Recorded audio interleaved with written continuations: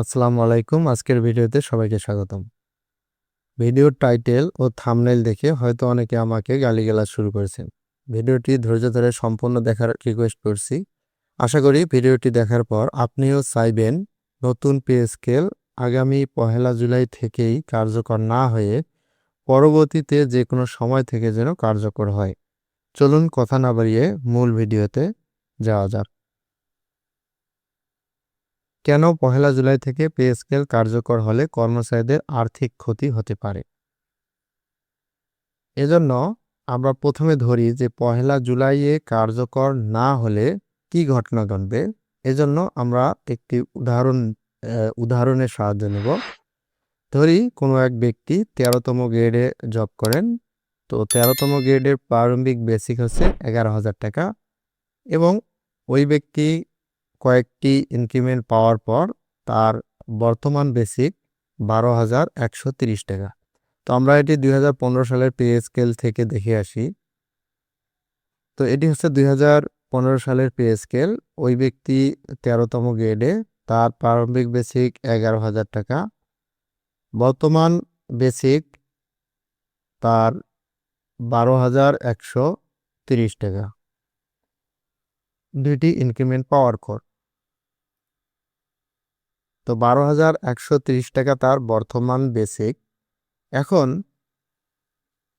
নতুন ইনক্রিমেন্ট যোগের পর অর্থাৎ 1 জুলাইয়ে যদি আমাদের পে স্কেল কার্যকর না হয় তাহলে পূর্বের যে পে স্কেল 2015 সালের ওই অনুযায়ী ওই ব্যক্তি 1 জুলাই থেকে একটি বা ইনক্রিমেন্ট পাবেন, বাৎসরিক যে ইনক্রিমেন্ট হয় স্বাভাবিকভাবে।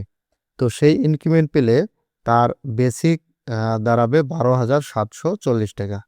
তো এটি আমরা 2015 সালের পে স্কেল থেকে দেখি যে 12,130, পরবর্তী ধাপ হচ্ছে 12,740 টাকা।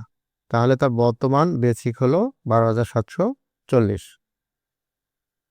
এখন পার্থক্য কত হয় তাহলে তার মূল যে বেসিকের সঙ্গে?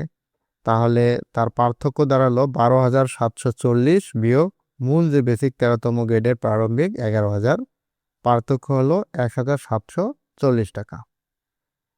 এখন ধরি আমাদের পরবর্তী কোনো এক সময় নতুন পে স্কেল আসলো। ধরি নতুন স্কেলে 20তম গ্রেডের প্রারম্ভিক বেসিক 24,000 টাকা। তাহলে 24,000 যদি হয়, ওই ব্যক্তির নতুন স্কেলে বেসিক কত হবে? নতুন স্কেলে বেসিক হবে নতুন স্কেলের প্রারম্ভিক বেসিক ওই গ্রেডের প্লাস পার্থক্য। কোন পার্থক্য?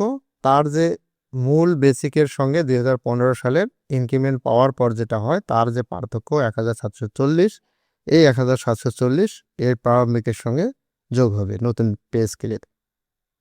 সেক্ষেত্রে তার বেসিক দাঁড়ায় 25,740 টাকা। এখন বেসিক 25,740 টাকা, এটা এখন ফিক্সেশন করতে হবে নতুন স্কেল অনুযায়ী। তো এটি নতুন স্কেলে ফিক্সেশন করলে হবে 26,440 টাকা। এটা কিভাবে? আমরা 2026 সালের পে স্কেল কীরকম হতে পারে তা সেটা থেকে আমরা একটা ধারণা নিতে পারি।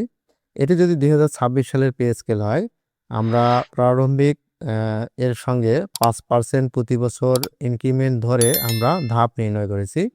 তো 13তম গ্রেড, এই গ্রেডের প্রারম্ভিক 24,000।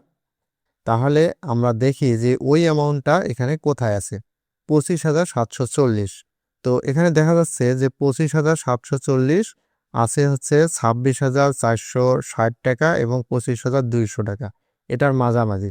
তাহলে এটার যদি মাঝামাঝি হয় তাহলে তার পরবর্তী ধাপটাকে নিতে হয়। তাহলে 26,460 টাকাতে তার হচ্ছে পে ফিক্সেশন করা হবে। তাহলে 26,460 টাকা। এখন আমরা এটা মনে রাখবো যে তার ফিক্সেশনের পর হবে 26,460 টাকা, এটা 1 জুলাই কার্যকর না হলে। এখন আমরা দেখি যে 1 জুলাই থেকে যদি কার্যকর হয় তাহলে কি হবে।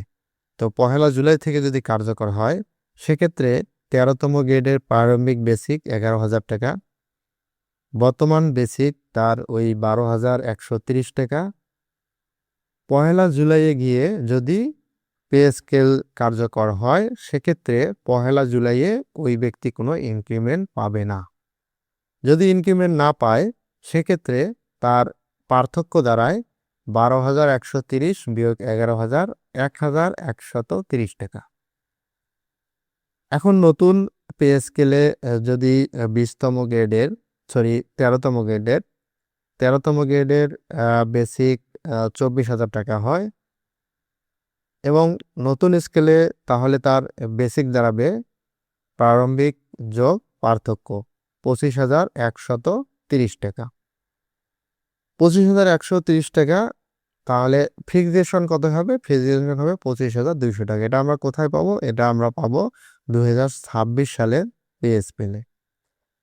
2026 সালের দেখা যাচ্ছে 25,130 টাকা। তাহলে এটা দেখা যাচ্ছে যে 25,200 টাকা আর 24,000 টাকা এর মাঝামাঝি। তাহলে তার ফিক্সেশন হবে 25,200 টাকা এইখানে। তাহলে 25,200 টাকা আমরা দেখলাম যে তার ফিক্সেশনের পর তার যে বেসিক দাঁড়ায়। এখন আমরা যে জিনিসটা লক্ষ্য করব সেটা হচ্ছে যে 1 জুলাইয়ে কার্যকর না হলে ফিক্সেশনের পর তার বেসিক হবে 26,460 টাকা। আর 1 জুলাইয়ে যদি কার্যকর হয় বা গেজেট প্রকাশ হওয়ার পর 1 জুলাই থেকে কার্যকর হয় আগামী, তাহলে ফিক্সেশনের পর হবে তার 25,200 টাকা।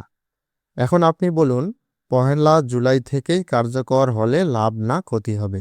তবে এখানে একটা বিষয় আছে, 1 জুলাই থেকে কার্যকর হলেও ইনক্রিমেন্ট পাওয়া যাবে যদি নতুন পে স্কেলের ঘোষণা বা গেজেট আগস্ট বা তার পরবর্তী কোনো মাসে হয় এবং তা কার্যকর 1 জুলাই ধরা হয়।